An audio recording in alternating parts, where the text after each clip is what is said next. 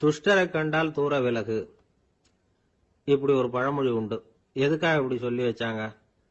துஷ்டன் ஏதாவது தொந்தரவு கொடுப்பான், அதனால அவனை கண்டா பயந்துகிட்டு ஓடி ஒளிஞ்சுக்கோ அப்படின்னா இதுக்கு அர்த்தம் அப்படி இல்லை. ஒரு துஷ்டன் கிட்ட நெருங்கி போறோம்னு வச்சுக்கோங்க, அவன் நமக்கு கெடுதலான ஆலோசனைகள் எதையும் சொல்லலாம், அல்லது அவன் தீய உணர்வுகள் உள்ளவனா இருக்கலாம், அல்லது தீய செயல்கள் செய்யக்கூடியவனா இருக்கலாம், அல்லது தீய நட்புனால அவன் ஏற்கனவே கெட்டு போனவனா கூட இருக்கலாம். இப்படிப்பட்டவனை நெருங்கி போனா அவனோட பாதிப்பு நமக்கும் வந்துடும். அதனால விலகி போ அப்படின்னு சொல்றாங்க. இதையே கொஞ்சம் விவரமா இப்ப பாப்போமே. இப்ப இந்த துஷ்டர்களை 4 வகையா பிரிக்கிறாங்க. இந்த 4 வகைக்கும் உதாரணம் வேணும்னா வேற எங்கேயும் போக வேண்டியதில்லை, மகாபாரதத்தை பார்த்தாவே போதும். அதுல இந்த 4 வகையான தீயோரும் வர்றாங்க. முதல் வகைக்கு உதாரணம் சகுனி. இவன் மனசுல எப்பவும் தீய எண்ணங்கள் தான் நிறைஞ்சி இருக்கும். கனவுல கூட தீய ஆலோசனைகள். யாராவது ஒருத்தர் நல்லபடியா வாழ்ந்தா அதை இவனால சகிச்சுக்க முடியாது. இப்படிப்பட்டவனோட நெருங்கிய தொடர்பு துரியோதனனுக்கு கிடைச்சது. துரியோதனன் எப்படின்னா அவன் ஏற்கனவே தீய காரியங்கள் செய்யறதுக்கு தயங்காதவன். அப்படிப்பட்டவனுக்கு தீய போதனைகள் செய்யறதுக்கு சகுனி உதவுனா. இந்த 2 பேரோட சகவாசம் இன்னொருத்தனுக்கு கிடைச்சது. அவன் யாருன்னா துச்சாதனன். அவன் தீய நடத்தை உள்ளவன். இந்த 3 பேரும் ஒண்ணு சேர்ந்தா என்னத்துக்கு ஆகும்? உலகமே கெட்டு போடும்ல. இந்த 3 துஷ்டர்களோட நல்லவன் ஒருத்தன் சேர்ந்தான். அவன் தான் கர்ணன். கர்ணன் இயல்பாவே உத்தம குணம் உள்ளவன். அவன் நல்லவங்களோட சேராம இப்படிப்பட்ட கெட்டவங்க கிட்ட நட்பு வச்சுக்கிட்டான். அதனால அவனும் தீய செயல்களில் ஈடுபடுறது மாதிரி ஆயிடுது. துரியோதனனுடைய நண்பனா அவனுடைய ஆதரவுல வளர்ந்ததுனால அவனுக்கு துணையா இருக்க வேண்டி இருக்குது அப்படின்னா. நட்பு உரிமையினால உதவி புரிய வேண்டியது சரிதான், அது தப்புன்னு சொல்ல முடியாது. இருந்தாலும் தீய செயல்களுக்கு உதவி செய்யறது சரியில்லை. புத்தி பலம் புஜ பலம் எல்லாம் இருந்தா கூட தெய்வ பலம் இல்லைன்னா ஜெயிக்க முடியாது. கர்ணன் மகா வீரன். இருந்தாலும் கடைசியில் அவன் கதி என்னாச்சு? அவங்ககிட்ட எல்லா நல்ல குணங்களும் இருந்தது, இருந்தாலும் ஏன் இப்படி ஆச்சு? தீயவர்களுடைய சேர்க்கை தான் காரணம். அவங்களோட சேர்ந்ததுனால இவனையும் அப்படியே நினைக்க ஆரம்பிச்சுட்டாங்கல்ல. 4 வகை துஷ்டர்கள்ல இவனும் ஒரு வகை அப்படின்னு சொல்ல ஆரம்பிச்சிட்டாங்க. அதாவது தீய ஆலோசனைக்கு சகுனி, தீய உணர்வுகளுக்கு துரியோதனன், தீய செய்கைக்கு துச்சாதனன், தீய நட்புக்கு கர்ணன். இப்படி உதாரணம் ஆயிட்டான். அதனாலதான் துஷ்டரை கண்டால் தூர விலகு அப்படின்னு சொன்னாங்க. அது புராண காலம். இப்பெல்லாம் நிலைமை கொஞ்சம் வேற விதமா இருக்குது. அன்னைக்கு ஒரு நாள் அப்படிதான் ஒரு காட்டு பாதையில யாரோ ஒருத்தர் அடிபட்டு கிடந்தார். யாரோ ஒரு துஷ்டன் அவனை அடிச்சு போட்டுட்டு போயிட்டான் போல இருக்கு. அந்த வழியா போன ஒருத்தர் பரிதாபப்பட்டு அவனை போய் தூக்குனார், ஆறுதல் சொன்னார். இத பாருங்க, இந்த வழியா எப்பவும் தனியா வரக்கூடாது. ஏன்னா இங்க ஒரு ரவுடி இருந்துகிட்டு வர்றவங்க போறவங்களெல்லாம் வழிப்பறி பண்ணிட்டு இருக்கிறதா கேள்விப்பட்டிருக்கிறேன் அப்படின்னாராம். இனிமே அப்படி கேள்விப்பட மாட்டீங்க அப்படின்னு அந்த ஆளு. ஏன்னு கேட்டிருக்காரு இவர். அவன் சொல்லியிருக்கான், நான் தான் சார் அந்த ரவுடி. இந்த வழியா போனவங்க கிட்ட தகராறு பண்ணேன், அவங்க தான் என்ன இப்படி அடிச்சு போட்டு என்கிட்ட இருந்த பணத்தை எல்லாம் புடுங்கிட்டு போட்டாங்க சார். காலம் ரொம்ப கெட்டு போச்சு அப்படின்னு ரொம்ப பரிதா. ஒரு சராசரி மனிதனுடைய இயல்பு என்ன? இன்பம் வந்தா துள்ளி குதிப்பான், துன்பம் வந்தா சோர்ந்து போய் ஒரு மூலையில உட்காந்துருவான். இவன் தான் சராசரி மனிதன். ஆனா ஒருத்தன் இன்பம் வந்தா அதுக்காக மகிழ்ச்சி அடையறது இல்ல, துன்பம் வந்தா அதுக்காக சோர்ந்து போறது இல்ல அப்படின்னு வச்சுக்கோங்க. அப்படி இருந்தா அவன் சாதாரண ஆள் கிடையாது. ஒரு ஊர்ல ஒரு ஞானி இருந்தார். அவரை தேடிட்டு ஒரு பெரியவர் வந்தார். ஐயா, ஞானத்துல சிறந்த ஞானம் எது அப்படின்னு கேட்டாராம். இதுக்கு அந்த ஞானி என்ன பதில் சொன்னார் தெரியுமா? இன்பத்தினால மகிழ்ச்சி அடையாமலும் துன்பத்தினால சோர்வு அடையாமலும் இருக்கிறது தான் அந்த ஞானம், பெரிய ஞானம் அப்படின்னாராம். சரி சுவாமி, அப்படிப்பட்ட ஞானம் உங்களுக்கு எப்படி வந்ததுன்னு கேட்டிருக்காரு இவரு. அதை நான் ஒரு கழுதைகிட்ட இருந்து கத்துக்கிட்டேன் அப்படின்னாராம் அவரு. இவருக்கு ஒன்றும் புரியல, ஒரு மாதிரியா முழிச்சிருக்கிறார். இதை அவர் புரிஞ்சுக்கிட்டார். நீங்க நாளைக்கு காலையில நம்முடைய ஆசிரமத்துக்கு வாங்க, புரிய வைக்கிறேன்னாராம். சரின்னு அவர் போயிட்டார். மறுநாள் காலையில ஆசிரமத்துக்கு சேர்ந்தார். ஞானி அவரை கூப்பிட்டு உட்கார வச்சார். வாங்க, இப்படி உட்காருங்க, கொஞ்ச நேரத்துல இந்த வழியா ஒரு கழுதை போகும், அதை கவனிச்சு பாருங்கன்னாராம். இவருக்கு இன்னமும் ஒன்னும் புரியாம போச்சு, ஒரே குழப்பம். இருந்தாலும் அந்த ஞானி சொன்னது மாதிரியே உட்கார்ந்துருக்கிறார். கொஞ்ச நேரத்துல அந்த வழியா ஒரு கழுதை போச்சு. அது முதுக நிறைய அழுக்கு மூட்டைகள், அதை சுமந்துகிட்டு போகுது. ஒரு செலவு தொழிலாளி அதை ஓட்டிட்டு போறார். கொஞ்ச தூரத்துல ஒரு ஆறு இருக்கு. அங்க போய் துணியெல்லாம் சுத்தப்படுத்திக்கிட்டு சாயந்தரமா திரும்பி இந்த வழியாவே வருவாங்க. ஞானி சொன்னது மாதிரியே இந்த பெரியவர் அழுக்கு மூட்டையை சுமந்துகிட்டு போற அந்த கழுதையை கவனிச்சார். கழுதை போயிட்டுது. அதுக்கப்புறம் ஞானியை திரும்பி பார்த்தார். இப்ப அந்த ஞானி சொன்னார், சாயந்தரம் வரைக்கும் நீங்க இங்கேயே இருக்கணும்னார். அதே மாதிரி இவர் இருந்தார். சாயந்தரமா அந்த ஞானி சொன்னார், ஐயா இப்ப கொஞ்ச நேரத்துல அந்த கழுதை இந்த வழியா திரும்பி வரும், அதையும் கவனிச்சு பாருங்கன்னார். இவரும் கவனிச்சு பாக்குறார். கழுதை வந்தது. அது முதுகுல சலவை செய்யப்பட்ட துணி மூட்டை. அது பாட்டுக்கு சுமந்துக்கிட்டு போய்கிட்டு இருக்குது. பெரியவருக்கு ஒன்றும் புரியல. பொறுமை இழந்துட்டார். சரி சுவாமி, இந்த கழுதைக்கும் உங்க ஞானத்துக்கும் என்ன சம்பந்தம் அப்படின்னார். இப்ப அந்த ஞானி விளக்கினார். ஐயா, இந்த கழுதை இதே மாதிரி தினமும் காலையில அழுக்கு மூட்டைகளை சுமந்துக்கிட்டு ஆத்துக்கு போகுது. மாலையில வெண்மையான சுத்தமான துணிகளை சுமந்துக்கிட்டு திரும்பி ஊருக்கு போகுது. காலையில இது போகும்பொழுது முதுகல அழுக்கு மூட்டைகளை சுமந்துக்கிட்டு போறோமேங்கிற வருத்தமும் அதுக்கு கிடையாது. சாயந்தரம் திரும்பி வரும்பொழுது சுத்தமான துணிகளை சுமந்துக்கிட்டு வர்றோமேங்கிற மகிழ்ச்சியும் அதுக்கு இல்லை. இதை பார்த்துதான் நானும் அது மாதிரி ஞானத்தை கத்துக்கிட்டேன் அப்படின்னாராம். அதனால யாரு கத்து கொடுக்கறாங்க அப்படிங்கறத விட எதை கத்துக்கிறோம் அப்படிங்கிறது தான் முக்கியம். ஒரு சினிமா பாக்குறோம், ஒரு அருவி கொட்டுறது மாதிரி காட்சி வருது, தண்ணீர் வழியுது. படம் முடிஞ்சதும் பாத்தீங்கன்னா அந்த திரை என்ன நனைஞ்சு போயா இருக்கும். ஒரு தீப்பிடிச்சு எரியிற காட்சியை சினிமாவில் பாக்குறீங்க, காட்சி முடிஞ்சதும் அந்த வெண் திரையே கருகி போயா இருக்கும். படத்துல வர்ற தண்ணீரும் நெருப்பும் அந்த திரையை பாதிக்கிறது இல்லை. நாம அந்த திரை மாதிரி இருக்கிறதுக்கு கத்துக்கணுமா. அந்த பக்குவம் வந்துட்டுதுன்னா இன்பமும் துன்பமும் நம்ம எதுவும் செய்யாது. ஒரு சினிமாவை பாக்குற வரைக்கும் சிரிக்கலாம், அழலாம். பார்த்துட்டு வெளியில வரும்பொழுது அழுதுகிட்டே வரக்கூடாது. ஒருத்தர் வந்தார். அப்படி படம் முடிஞ்சு வெளியில வரும்பொழுது அருவி மாதிரி கண்ணீர் சிந்திக்கிட்டே வரார். ஏன் சார் படம் அவ்வளவு சோகமா அப்படின்னு கேட்டார். இன்னொருத்தர், இல்ல சார், கூட்டம் ரொம்ப குறைச்சல் சார், மொத்தம் படம் பார்க்க வந்தவங்களே 15 பேர் தான் சார் அப்படின்னார் கண்ணீரை தொடச்சிக்கிட்டே. அதுக்கு நீங்க ஏன் சார் அழறீங்கன்னு கேட்டார் அவரு. இந்த படத்தோட தயாரிப்பாளரே நான் தான் சார் அப்படின்னாரா இவர். ஒரு அப்பாவுக்கு 2 பிள்ளைங்க. மூத்தவன் ரொம்ப அடக்கம். அப்பா எது சொன்னாலும் கேட்பான், பெரியவங்களுக்கு கீழ்ப்படிஞ்சு நடப்பான். இளையவன் அப்படி இல்லை, தான் நினைச்சதை தான் சொல்லுவான், செய்வான். அடுத்தவங்க சொல்றதை கேட்க மாட்டான், அடங்கி நடக்க மாட்டான். இந்த 2 பேர்ல யாரை உங்களுக்கு பிடிக்கும்? பெரியவனை தான் பிடிக்கும். ஏன்னா அவன் தான் சொல்ற பேச்சை கேட்கறவன் அப்படின்னு சொல்லுவீங்க. ஆனா ஒரு ஞானி என்ன சொல்றாரு தெரியுமா? ஒரு குழந்தை அதன் அறிவுக்காக மதிக்கப்பட வேண்டுமே தவிர அதனுடைய கீழ்ப்படியும் தன்மைக்காக அல்ல அப்படிங்கிறார். நம்ம குழந்தைகளை சுயமா சிந்திக்கிறதுக்கு நாம விடுறதில்ல, மற்றவங்களை பார்த்து காப்பி அடிக்கிறதுக்கு தான் நாம அவங்களுக்கு கத்துக் கொடுக்குறோம். புகழ்பெற்ற மனிதர்கள் சிலருடைய பேரை சொல்லி நீயும் அவர் மாதிரி ஆகணும், இவர் மாதிரி ஆகணும் அப்படின்னு சொல்லிட்டே இருக்கிறோம். குழந்தைகள் தங்களுடைய தனித்தன்மையை வளர்த்துக்கிறதுக்கு நாம தடையா இருக்கிறோம். ஒரு குழந்தைகிட்ட அனாவசியமா நம்பிக்கையை வளர்த்துடக்கூடாது, எந்த கோட்பாட்டையும் திணிக்கக்கூடாது. நாம ஏற்கனவே அர்த்தமில்லாத கருத்துக்களையும் கொள்கைகளையும் மனசுல போட்டு நிரப்பி வச்சிருக்கிறோம். இந்த உலகத்துக்கு புதுசா சேர்ந்திருக்கிற ஒரு குழந்தையின் தூய்மையான மனசுல நம்ம கருத்துக்களை அறிமுகம் செய்ய அல்லது திணிக்கிறதுக்கு நமக்கு எந்த அதிகாரமும் கிடையாது. ஒரு குழந்தைய நீ இந்த மதத்தை சேர்ந்தவன் அப்படின்னு பிறந்ததுமே ஒரு முத்திரை குத்தி போடுறோம். இது அதோட சுதந்திரத்தை ஆரம்பத்திலேயே கிள்ளி எறியறது மாதிரி தான். நீங்க ஒரு மதத்தின் வழிமுறைகளை கடைபிடிச்சிட்டு வர்றீங்க, அந்த வழியில போய்கிட்டு இருக்கிறீங்க, சரி, அதனால போறீங்க. அதுக்காக உங்க குழந்தையையும் அதே வழியில தான் வரணும் அப்படின்னு கட்டாயப்படுத்துறதுக்கு உங்களுக்கு என்ன உரிமை இருக்குது? அந்த குழந்தை சுயமா சிந்திச்சு ஒரு முடிவுக்கு வரட்டுமே, அதுக்கு நீங்க ஏன் தடையா இருக்கிறீங்க? நமக்கு உண்மையிலேயே நம்ம குழந்தை மேல அன்பு இருந்தா இது மாதிரி திணிப்பு வேலைகளை செய்யக்கூடாது. திணிப்பு வேலைகள்ல இருந்து குழந்தைகளை காப்பாத்தினா போதும். அதுதான் ரொம்ப முக்கியம். அடுத்த தலைமுறை அற்புதமான தலைமுறையா உருவாகும். நாம தான் சாதி மத சங்கடங்கள்ல மாட்டிக்கிட்டு தவிக்கிறோம். அவங்களாவது சாதி மத வேறுபாடு இல்லாத சமுதாயத்தை பார்க்கட்டுமே, அந்த சௌகரியங்களை அனுபவிக்கட்டுமே. அதுக்கு நாம என்ன செய்யணும்னா ஒன்னும் செய்யாம இருந்தா போதும். ஒரு குழந்தைகிட்ட நம்ம கருத்தை திணிக்கும் பொழுது என்ன ஆகுது தெரியுமா? அது அவனை அவங்கிட்ட இருந்தே அப்புறப்படுத்தி விடுது, அவனுடைய தனித்தன்மையை அழிச்சுடுது, அவனை ஒரு எல்லைக்குள்ள திணிச்சுடுது. இதெல்லாம் அன்புங்கிற பேரால பெற்றோர்கள் செய்யற தப்பு. இதெல்லாம் கேட்டுக்கிட்டு இந்த காலத்துல அப்பா ஒருத்தர் சொன்னார், நான் கருத்துக்களை எல்லாம் என் பையன்கிட்ட திணிக்கிறது இல்லைங்க, ஆனா அதிகமா சாப்பிட சொல்லி கட்டாயப்படுத்துவேன் அப்படின்னார். உங்க வீட்டு சமையல் அவ்வளவு நல்லா இருக்குமான்னு கேட்டாங்க.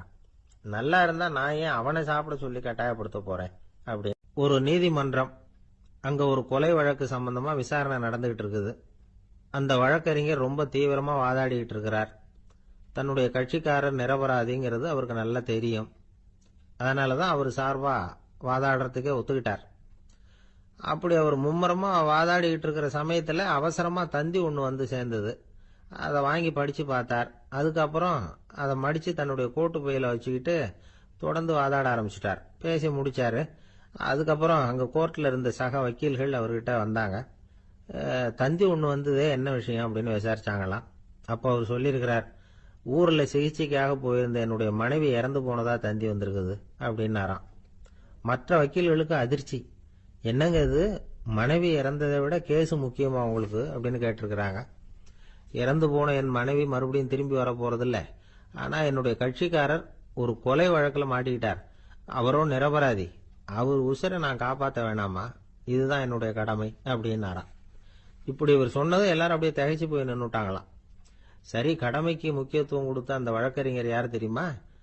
அவர் தான் இரும்பு மனிதர் சர்தார் வல்லபாய் பட்டேல்.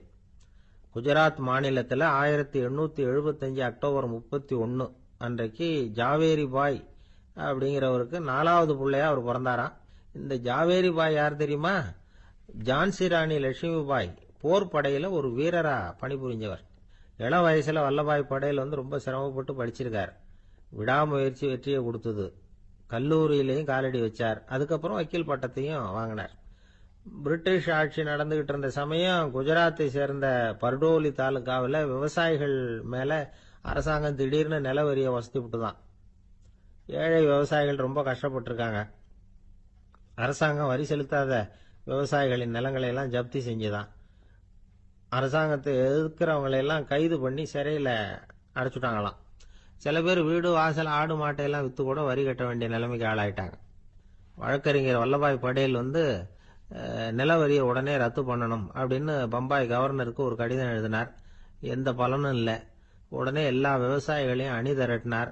அதுக்கு தானே தலைமை தாங்கினார். சத்தியாகிரகம் நடத்தினார். அந்த பகுதியில் எந்த வேலையும் நடக்கல. வேற வழி இல்லை. ஆட்சியாளர்கள் உடனே வரியை ரத்து பண்ணாங்க. சிறையில் இருந்தவங்களெல்லாம் வெளில விட்டாங்க. 1928 ஆகஸ்ட் 6 சர்க்காருக்கும் விவசாயிகளுக்கும் இடையில ஒரு உடன்பாடு ஏற்பட்டது. அதுக்கப்புறம் தான் நிலைமை சரியா போச்சான். வல்லபாய் பட்டேலின் பொது சேவையை பாராட்டின பொதுமக்கள் அவருக்கு சர்தார் அப்படிங்கிற பட்டத்தை கொடுத்தாங்களாம். சர்தார்னா தலைவர் அல்லது தளபதினு அர்த்தம். இரும்பு மனிதர்னு இவருக்கு பேரு. இருந்தாலும் நகைச்சுவை உணர்வும் இவருக்கு நிறைய உண்டு. ஒரு தடவை ஒரு பத்திரிகை நிருபர் வந்திருக்கார். சர்தார் பட்டேல் கிட்ட அவருக்கு பிடிச்ச பண்பாடு கலாச்சாரம் எது அப்படின்னு கேட்கணும்னு ஆசை. அதனால அவரை பார்த்து கேட்டாராம், ஏங்க உங்களுக்கு பிடிச்ச கல்ச்சர் எது அப்படின்னு கேட்டிருக்கார். இதுக்கு சர்தார் பட்டேல் சொன்ன பதில் என்ன தெரியுமா? எனக்கு பிடிச்ச கல்ச்சர் அக்ரிகல்ச்சர் அப்படின்னு. ஒருத்தர் குதிரை ரேஸுக்கு போனார். பணம் கட்டினார், தோத்து போயிட்டார். மறுபடியும் போனார், பணம் கட்டினார், தோத்து போனார். அடுத்த தடவையும் பணம் கட்ட போனப்போ அவரை தடுத்து கேட்டோம், ஏன் சார் ஏற்கனவே விட்டது போதாதா, இன்னமும் இருக்கிறத விடணுமா அப்படின்னு கேட்டோம். விட்டதையெல்லாம் மொத்தமா எடுக்க வேணாமா சார், அதுக்காக தான் தொடர்ந்து பணம் கட்டுறேன்னாரு அவரு. இவரை திருத்துறது ரொம்ப கஷ்டம். இது ஒரு மனநோய்.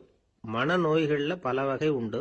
மனநோய்கள் பிரிவு அட்டவணையில சூதாட்டம்ங்கிறது அவதி வரும் நோய் அப்படிங்கிற தலைப்புல வருது. சூதாட்டம் 2 வகைப்படும்னு சொல்றாங்க உளவியல் நிபுணர்கள். ஒரு வகை எப்படின்னா, நண்பர்களோட சேர்ந்துகிட்டு மகிழ்ச்சியும் கிளர்ச்சியும் அடையறதுக்காக ஈடுபடுறது. பிரச்சனைகளை தீர்க்கறதுல ஒரு ஆர்வம். கேளிக்கைக்காக கொஞ்சம் விட்டு பிடிக்கிறது அப்படிங்கிற மனுஷனுடைய அடி மனசுல உள்ள விபரீத பிணைய சுபாவம், இதெல்லாம் அதுக்கு காரணம். இன்னொரு வகை எப்படின்னா, சூதாட்டத்தில் ஈடுபட்டு ஒரு கட்டாய நிலைமைக்கு ஆளாயிடுறது. ஈடுபடு அப்படின்னு மனசு ஒரு வெறித்தன்மையை தூண்டிக்கிட்டே இருக்கும். இப்படிப்பட்டவங்களுக்கு நாம தோத்துக்கிட்டு இருக்கோம்ங்கிறது தெரியும். நாம ஜெயிக்கிறதுக்கான சந்தர்ப்பம் இல்லைங்கிறதும் தெரியும். இதனால நமக்கும் கஷ்டம், நம்ம சுத்தி இருக்கிறவங்களுக்கும் கஷ்டங்கிறதும் புரியும். அப்படி இருந்தும் சூதாடுவாங்க. இதுக்கு காரணம் சூதாடியின் பகற்கனவு அப்படிங்கிறாங்க நிபுணர்கள்.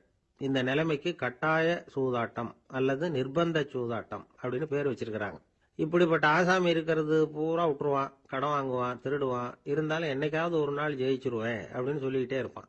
விட்டதை எடுத்துருவேங்கிற ஒரு நம்பிக்கை சுடர் அவனுக்குள்ள எரிஞ்சுக்கிட்டே இருக்கும். இவனை மனநோயாளி அப்படின்னு சொல்லிட முடியாதான். என்ன காரணம்னா, இது மாதிரி ஆளுங்க கிட்ட மன போராட்டமோ கவலையோ பதட்டமோ இருக்கிறது இல்ல. சில விசேஷமான குணங்கள் இவங்க கிட்ட உண்டு. எதிர்ப்பு உணர்ச்சி, சிறுபிள்ளைத்தனம், சட்ட திட்டங்களையும் சம்பிரதாயங்களையும் உட தெரியாத மனப்போக்கு, பொறுப்பில்லாத தன்மை, நெறி தவறி நடக்கிறது எல்லாம் இவங்ககிட்ட உண்டு. ஆனா வெளிப்பார்வைக்கு ரொம்ப சிநேகமா இருப்பாங்க, அன்பா இருப்பாங்க. அப்படி இருக்கிறதாக காட்டிக்குவாங்க. ஆதாயம், சுயலாபம் இதெல்லாம் கருதி தான் பழகுவாங்க. இவங்க கேட்கறப்ப நாம பணம் கொடுக்கலன்னு வச்சுக்கோங்க, நம்மளை கை விட்டுருவாங்க. நம்ம மேல அபாண்டமா பழி சுமத்துறது கூட தயங்க மாட்டாங்க. தங்களுடைய சூதாட்ட நடவடிக்கைகளுக்கு சாதகமான காரணங்களை சொல்லிட்டு இருப்பாங்க. நீ வேணும்னா பாரு, ஒரே நாள்ல நான் இழந்ததையெல்லாம் மீட்டு லட்சாதிபதி ஆறனா இல்லையா பாரு அப்படிம்பாங்க. தோத்து போறத ஒரு படிப்பினையா இவங்க எடுத்துக்கிறதே இல்லை. தோத்து போறதுலேயே இவங்களுக்கு ஒரு அலாதியான சுகம். தனக்குத்தானே துன்பத்தை வரவழைச்சிக்கிட்டு இன்பம் அடையிறதுக்கு தன்வதை சுகம் அப்படின்னு பேர். இவங்கெல்லாம் அந்த ரகம். சில பேர் எப்படி தெரியுமா, மந்திர எண்ணங்களை வரவழைச்சிக்கிறது, சூதாடுறதுக்காக ஆபீஸ்ல கையாடல் பண்றது, அடுத்தவங்க கிட்ட இருந்து திருடுறது. இந்த மந்திர எண்ணம் தீவிரமாச்சுன்னா ஒரு மாதிரியா பேச ஆரம்பிச்சிருவாங்க. தோல்விதான் சார் வெற்றிக்கு முதல் படியும்பாங்க. தன்னால பகடக்காய்களையும் குதிரை ஓட்டிகளையும், அதாவது இந்த ஜாக்கிகள், அதெல்லாம் கட்டுப்படுத்த முடியுங்கிற பித்து நிலைக்கு இவங்கெல்லாம் தள்ளப்பட்டுருவாங்க. சில சூதாடிகள் ஆராய்ச்சி பார்த்ததுல என்ன தெரிய வந்தது தெரியுமா, அவங்கெல்லாம் குழந்தை பருவத்துல அன்புக்காக ஏங்கினவங்களாம், புறக்கணிக்கப்பட்டவங்களாம், உதவிகளை பெற முடியாதவங்க, இப்படிலாம் இருந்திருக்கிறாங்க. இவங்க வளர வளர மற்றவங்க சௌகரியம் பற்றி அக்கறை இல்லாதவங்களா ஆயிடுறாங்க. அதிர்ஷ்ட தேவதை தன்னோட இருக்கிறாங்க அப்படிங்கிற அசையாத நம்பிக்கை இவங்களுக்கு. இவங்களை திருத்துறது ரொம்ப கஷ்டம். அதனால பந்தயம், சூதாட்டம் இது மாதிரியான விஷயங்களை விட்டு விலகியே இருக்கிறது தான் நமக்கு நல்லது. ஒரு ஆள் சொன்னான், என்னுடைய குதிரை வேகமா ஓடுறதுக்கு என்ன வழி அப்படின்னு கால்நடை மருத்துவர்கிட்ட யோசனை கேட்டேன். அவர் ஒரு பாட்டில் நிறைய மாத்திரைகளை கொடுத்து தினம் 2 மாத்திரை வீதமா கொடுக்க சொன்னார். முதல் நாள் 2 மாத்திரையை கொடுத்துட்டு அது மேலே ஏறி உட்கார்றதுக்கு போனேன். அவ்வளவுதான். அதுக்குள்ள அது அம்பு மாதிரி பாஞ்சு ஓடி போச்சு. நான் இன்னும் உட்காரவே இல்லை, அதுக்குள்ள பாஞ்சு ஓடி போச்சு அப்படின்னா. அடடா, அப்புறம் நீங்க என்ன பண்ணீங்க அப்படின்னு கேட்டாங்க. என்ன பண்றது, மீதி மாத்திரை பூராவே நான் முழுங்கி விட்டு அதுக்கப்புறம் துரத்தி பிடிச்சி அது மேலே ஏறி உட்கார்ந்தேன் அப்படின்னா அவன். ஒரு ஊர்ல ஒரு மன்னன் இருந்தான், கொடுங்கோல் மன்னன். நிறைய தொந்தரவு பண்ணிட்டு இருந்தான். அவன் ஒரு தடவை என்ன பண்ணான் தெரியுமா, ஒரு தப்பும் பண்ணாத ஒரு இளைஞனை பிடிச்சி ஜெயிலில் அடைச்சுட்டான். அந்த பையனோட சொந்தக்காரங்கள்லாம் ராஜா கிட்ட போனாங்க. அவன் ஒரு தவறும் பண்ணல, அவனை விடுதலை பண்ணுங்க அப்படின்னு கெஞ்சி கேட்டுக்கிட்டாங்க. மன்னன் யோசனை பண்ணான். அந்த இளைஞனை கூப்பிட்டுக்கிட்டு வர சொன்னான். அவனை கொண்டாந்து ராஜா முன்னாடி நிறுத்தினாங்க. இதை பாருப்பா, உன்னை நான் விடுதலை பண்ணுவேன், ஆனா ஒரு கண்டிஷன். அந்த நிபந்தனையை நீ நிறைவேற்றினா உனக்கு விடுதலை அப்படின்னா மன்னன். சரின்னு ஒத்துக்கிட்டான் பையன். மன்னன் கண்டிஷன் என்னங்கிறத சொன்னான். உங்ககிட்ட ஒரு செம்மறி ஆட்டை கொடுக்க போறேன், 1 மாசத்துக்கு அதுக்கு தேவையான தீனியையும் கொடுக்க போறேன். 1 மாசம் கழிச்சு அந்த ஆட்டை எடை போட்டு பார்ப்பேன். அந்த ஆட்டின் எடை கொஞ்சம் கூட கூடி இருக்கக்கூடாது. எடை கூடி இருந்தா உனக்கு விடுதலை கிடையாது. என்ன சொல்ற அப்படின்னா. பையனுக்கு ஒன்றும் புரியல, பயமா போயிட்டுது. குழம்பிக்கிட்டே நின்றுகிட்டு இருக்கிறான். சரி, ஒரு நாள் டைம் தரேன், நல்லா யோசனை பண்ணி பார்த்துட்டு நாளைக்கு உன் முடிவை சொல்லு அப்படின்னா மன்னன். பையன் கவலையோட வெளியில வந்தான். அங்க ஒரு பெரியவர் நின்றுகிட்டு இருந்தார். அவர்கிட்ட விஷயத்த சொன்னான். அந்த பெரியவர் இந்த பையனுக்கு காதோட காதா ஒரு வழியை சொல்லி கொடுத்தார். அதை கேட்டதும் பையன் மறுபடியும் மன்னன் முன்னாடி நின்னா. உங்க நிபந்தனையை ஏத்துக்கிறேன்னு சொன்னான். மன்னன் ஒரு ஆட்டுக்குட்டியையும் அதுக்கு 1 மாசத்துக்கு தேவைப்படுற தீவனத்தையும் கொடுக்கும்படியா உத்தரவு போட்டான். கொடுத்தாங்க, ஓடிட்டு போயிட்டான். 1 மாசம் தினமும் தவறாம அந்த தீவனத்தை ஆட்டுக்குட்டிக்கு போட்டுக்கிட்டு இருக்கிறான். 1 மாசம் கழிச்சு அந்த ஆட்டை அரண்மனைக்கு ஓட்டிக்கிட்டு போனான். மன்னன் அதை எடை போட்டு பார்க்கறான், எடை கூடவே இல்லை, அப்படியே தான் இருக்குது. உடனே போட்ட நிபந்தனைப்படி அந்த இளைஞனை விடுதலை பண்ணிவிட்டான்.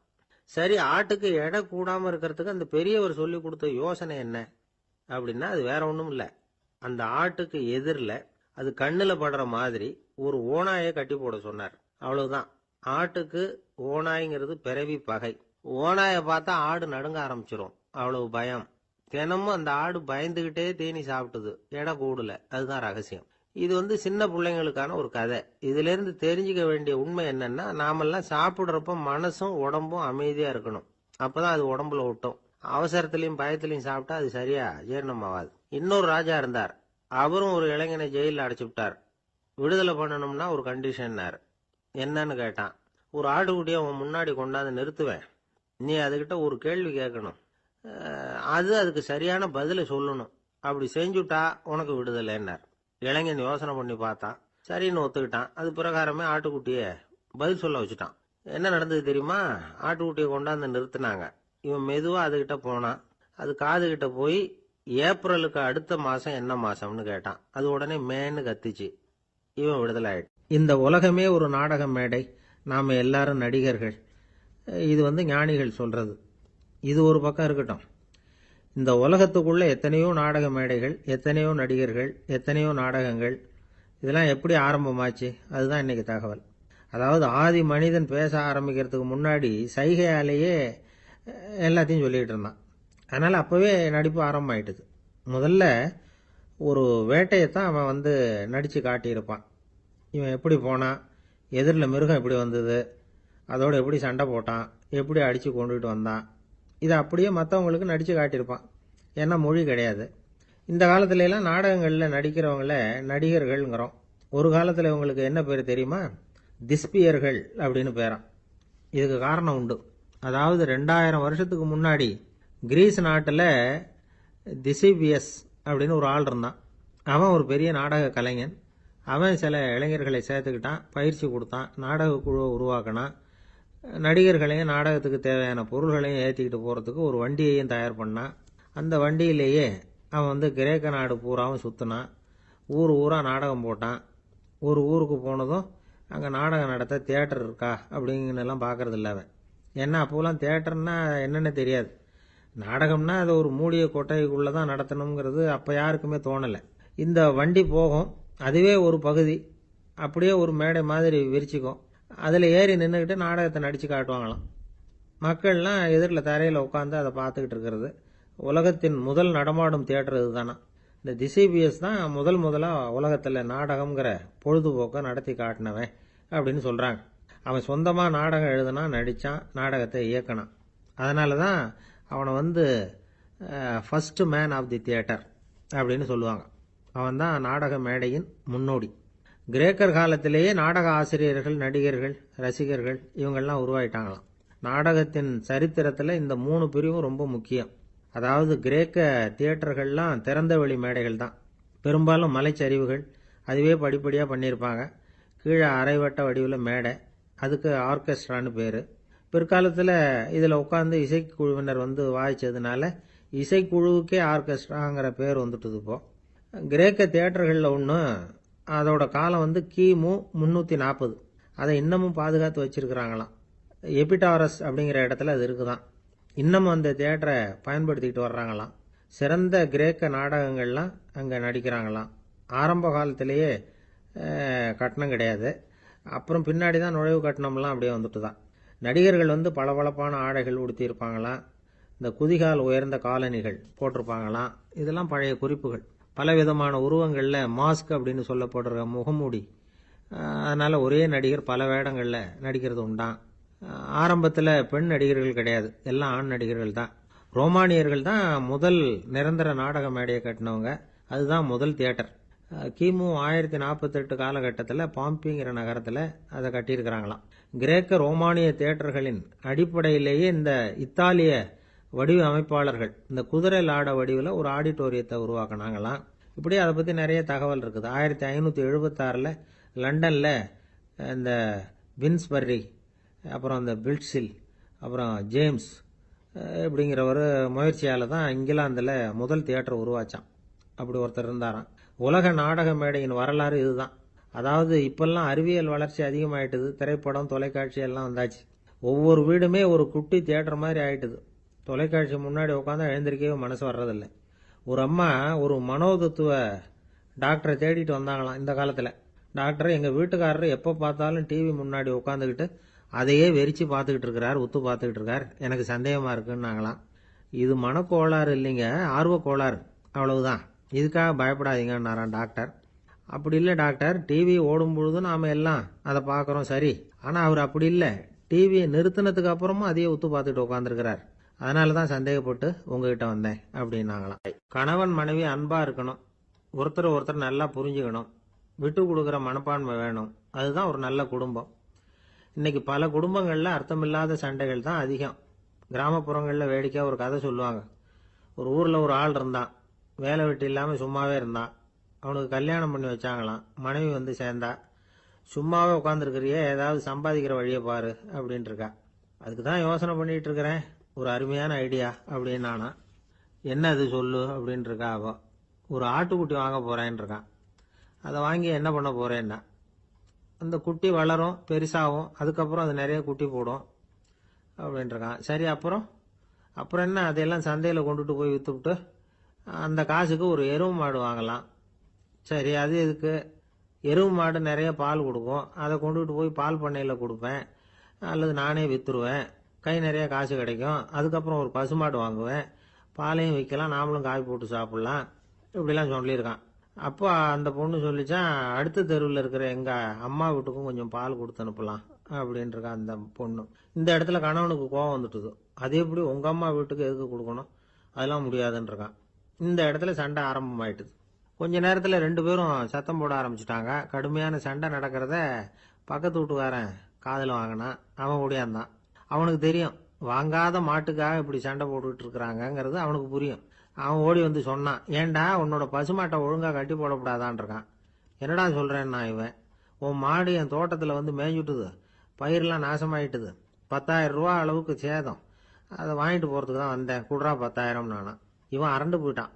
அப்புறம் சொன்னான், டே நான் இன்னும் மாடே வாங்கலையே, அதுக்குள்ளே அது வந்து எப்படிடா உன் தோட்டத்தில் மேயும், என்னடா உளர்றேன்னு இருக்கான்.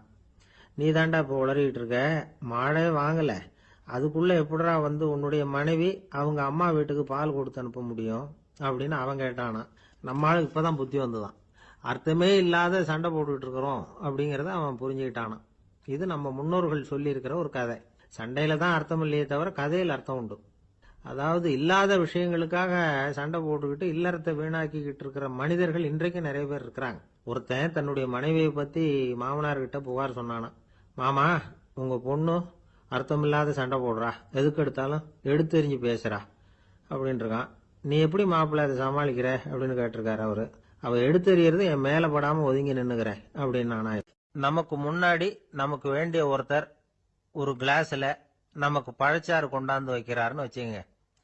உடனே நாம் என்ன பண்ணுவோம், எடுத்து கிடுகிடுன்னு சாப்பிட்ருவோம் அடுத்தவங்க யாரும் வர்றதுக்குள்ள. அதை விட்டுட்டு அதை கொண்டாந்து வச்சவர்கிட்டயே அதோட விலை என்ன அப்படி இப்படின்னு நான் கேட்டுக்கிட்டு இருப்போம். நாம் கேட்க மாட்டோம். ஆனால் காந்திஜி அப்படி கேட்டாராம்.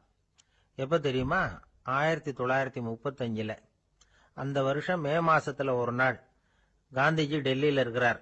அப்போ அவருக்கு 2 டம்ளர் மாம்பழச்சாறு கொண்டாந்து கொடுக்குறாங்க. அதை வாங்குறார்.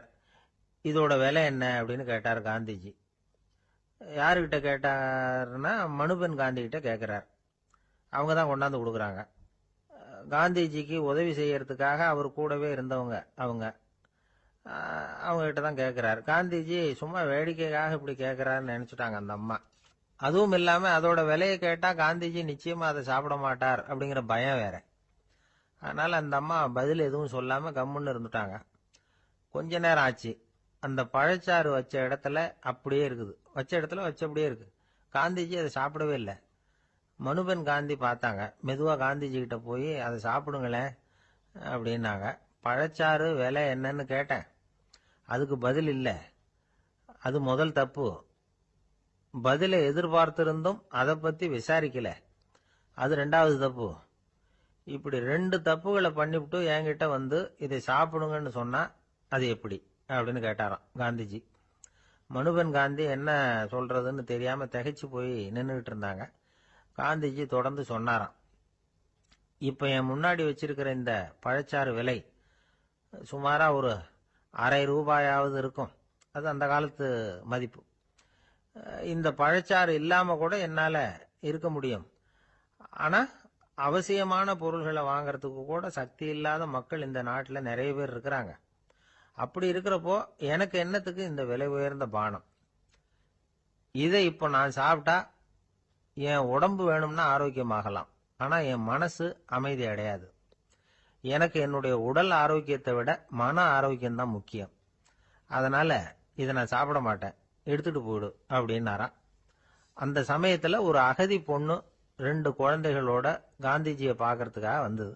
வணக்கம் சொல்லிச்சு.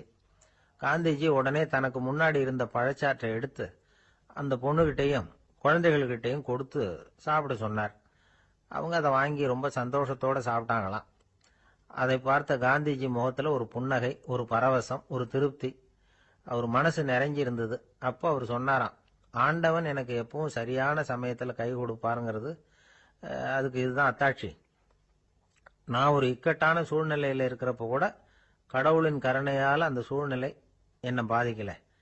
என் கூட இவ்வளவு நாள் பழகியும் கூட இங்க இருக்கிறவங்க எனக்கு அதிக விலையுள்ள பழரசத்தை கொடுத்தாங்க. ஆனா சரியான நேரத்துல அதை சாப்பிட வேண்டியவங்களை என்கிட்ட அனுப்பி வச்சு என்ன சந்தோஷப்படுத்தினார் கடவுள், அவருக்கு நன்றி அப்படின்னாராம் மகாத்மா காந்தி. உடல் ஆரோக்கியத்தை விட மன ஆரோக்கியம்தான் எனக்கு முக்கியம்னு சொன்னார் பாருங்க. அதை நாம எல்லாரும் மனப்பூர்வமா இன்னைக்கு சிந்திச்சு பார்க்கணும். இந்த காலத்துல எல்லாரும் அப்படியா நினைக்கிறாங்க? எனக்கு தெரிஞ்ச ஒருத்தர் இருந்தார். தினமும் காலையில ஒரு காபி சாப்பிட உட்கார்ற நேரத்துல பக்கத்து வீட்டுக்காரர் வந்து சேருவார் கரெக்டா. உடனே அவரும் தனக்குன்னு வந்திருக்கிற காப்பியை எடுத்து மனப்பூர்வமா பக்கத்து வீட்டுக்காரர்கிட்ட கொடுத்துருவார். அதுக்கப்புறம் அவருக்காக வேற காப்பி போட்டு கொண்டாந்து கொடுத்தாலும் வேண்டான்னு சொல்லிடுவார். ஆண்டவனா பார்த்து சரியான நேரத்துல அவரை எங்க வீட்டுக்கு தினமும் அனுப்பி வைக்கிறார் அப்படிம்பார். ஏன் அப்படி சொல்றீங்க அப்படின்னு கேட்டோம் ஒரு நாள். அதுக்கு அவர் சொல்றார், எனக்கு என்னோட உடல் ஆரோக்கியம்தான் முக்கியம். இத கடவுள் புரிஞ்சுக்கிட்டு எங்க வீட்டு காப்பியை சாப்பிடுறதுக்கு தினமும் அடுத்த வீட்டுக்காரனை அனுப்பி வைக்கிறார் அப்படின்னாலாம். ஒரு நண்பர் வந்தார். ரொம்பவும் இறுக்கமா உடை அணிஞ்சிருந்தார். அதாவது ஆடைக்குள்ள அவர் மாட்டிக்கிட்டு இருந்தது மாதிரி தெரிஞ்சது. ஏன் துணி குறைச்சலா எடுத்துட்டீங்களா அப்படின்னு கேட்டோம்.